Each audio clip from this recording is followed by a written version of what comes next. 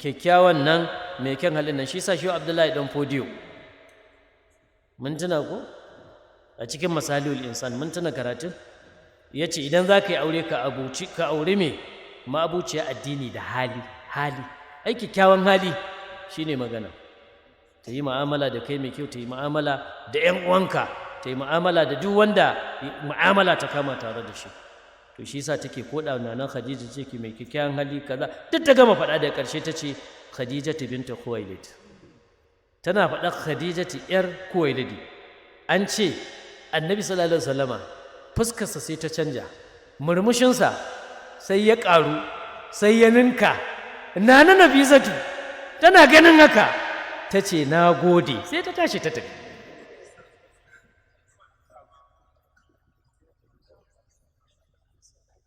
wandalaqat Nafisatu nana Nafisatu maza ta tashi ta tafi fa dakhalat ala Khadijata ta shiga gurin nana Khadija ta zuffu ilaiha al-bushra tana angiza al-bushr zuwa gare ta bi muwafaqatul amina ala az-zawaj minha saboda an samu dacewa Annabi sallallahu alaihi wasallama ya nuna ya karɓai maganar aurenta malaman tarihi suka ce nana Khadija da nana Nafisa ta je ta gaya mata ce manzon Allah ya nuna min Annabi Muhammadu lokacin ba aiko shi ba Muhammadu kai tsaye suke cewa ya nuna min ya yarda da aurenki aka ce rannan da ta tsaya kyauta da ta rika bayarwa ga fakirai sai da kusan duk fakiran eriyar suka sami irin kyautarta ba don komai ba don godiya ta nemi Allah godiya wa qamat fi huburin tuwazzi'ul adaya 'ala al-fuqara shukran lillahi ala tilka ni'matul azimati wa sa'adatul ghamirati ta rika ba da kyauta ga mabukata ta yi ta miƙawa a bisa godiya ga Allah don wannan ni'ima mai girma da arziki gamamme da Allah tabaraka wa ta'ala ya mata shi kuma manzon Allah nana Nafisa tana fitowa sai tashi tafi gurin babbansa ba ɗalibin kaga saurayi ka koyi wani abu anan shi tarihi ana yi ne don akwai kyawawan ɗabi'a kar ka je mahaifinka yana nan ka je ka zartar da muhimmin al'amari irin wannan baka je ka sanar da shi ba a'a ka tashi ka je ka sanar da shi ko ɗan uwan mahaifinka dan al'ammu bi manzilatul abi ɗan uwan uba a madadin uba yake kada kai gaba da gadi a'a ka sa su a ciki ka shawarce su iyaye suna da girma wani bawan Allah 'yan shekarun nan na baya ya so zai yi aure saurayi ne fa kuma wacce zai aura ɗin ba da nisa inda take ba a jihar nan ba kuma ta taɓa yin aure hasali ma ta ɗan girme shi ba wannan ne duk laifin ba da ya zo ya ce yana santa ya dawo gida sai ya gaya baba sai ya ce ga inda ya je ga wacce ya gano shekarar ta kaza da aka gaya uban ya ce a'a ya ɗan nemo dai wata nemo budurwa kuma in a nan ne ko ma a ina ne je nemo yana jin an yi haka da wata harka ta kama shi ya tafi can garin da ya je sai ya nemi wani dattijo kawai ya kula da shi shine dan uwan uban aka yi komai aka daura auren bayan an daura auren kuma ya aiko abokanansa da goro ya ce su kawo babansa a gaya uban ya yi aure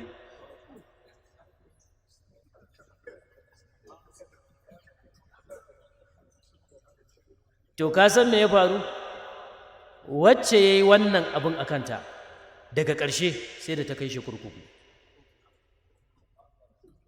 ai iyaye ka a ƙetare su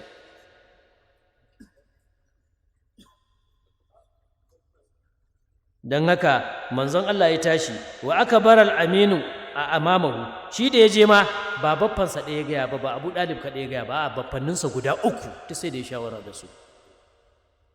wa aka bar al'aminu annabi amintacce ya je ba da labari ga amamahu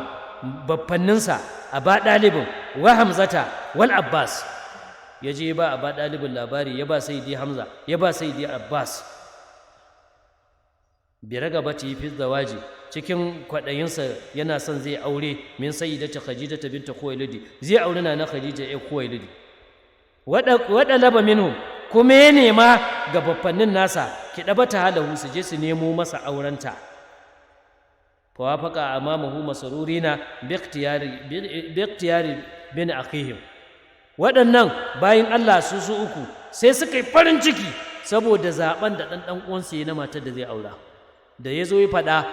da yake Allah ya kulla al'amarin la yaqdi Allahu amran kana mafa'ula su tunanin wai ta taba yin aure ko kawai na ce ana na Khadija suke yake so suka ce ta dace ai ta dace gidan girma sai gidan girma ta dace shikenan suka shirya suka ce zuwa zami za a je a ba ɗalibin murna farin ciki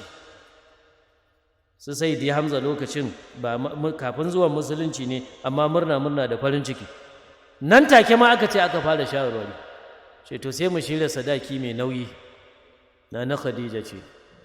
shi yasa zaka ji zamu zo a gaba zaka ji budurwar raƙumi guda 20 shine sadakin annabi na auren na Khadija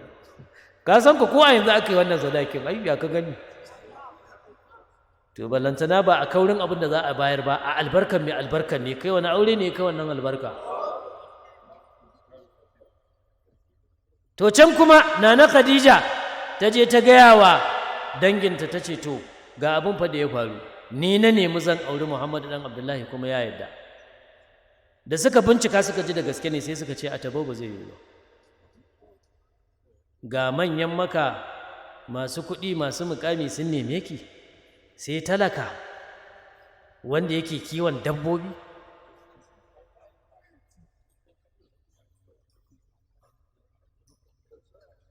ita kuma ta riƙe wuta lallai sai an amince danginta har taro aka yi ba a yadda ba duk manyan garin nan suka ce suna son ki kika ki sai yanzu zaki kawo mana talaka bawan Allah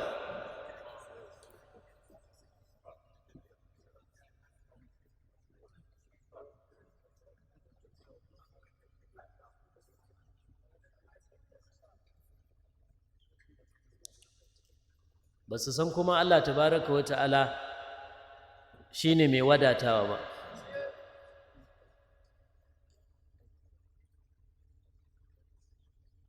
alam yajidika yatiman wajadaka Allahu akbar wajadaka ailan fa agal menene ail mara abin hannu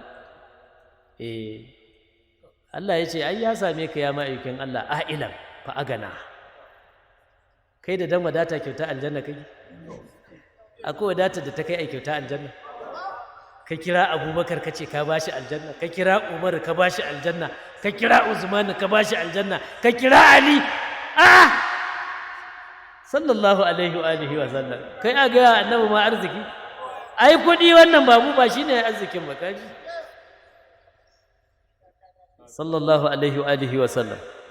annabi kenan shine kowa bi wanda bai bi shi ba kuma sai jahannama ai suka rike wuta ba mu yadda ba suka rika kokarin aibanta manzon Allah suna me kiyon dabbobin kiyon dabbobi ba sana'a bane ai yau a ce mutum barawo ne shine muni ko a ce dan timasanci dan maula ko ba haka ba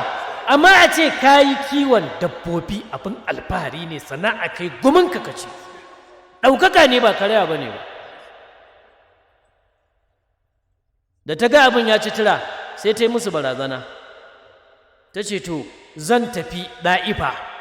akwai ɓurɓushin danginmu a can zan je in yi musu ɗaura mana aure da shi to su kuma lokacin shugabannin maka da shugabannin ɗa'ifa akwai dafi akwai gaba tsakaninsu tunda lokacin ɗa'ifa ga ta ga maka amma kuma ba ƙarƙashin mulkin maka take ba tana ƙarƙashin rumawa wannan sai sa akwai dafi tsakanin shugabannin maka gwamnatin maka da ta ɗa'ifa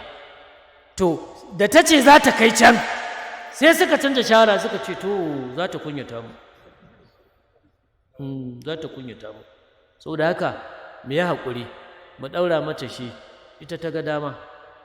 shi kenan aje Allah sarki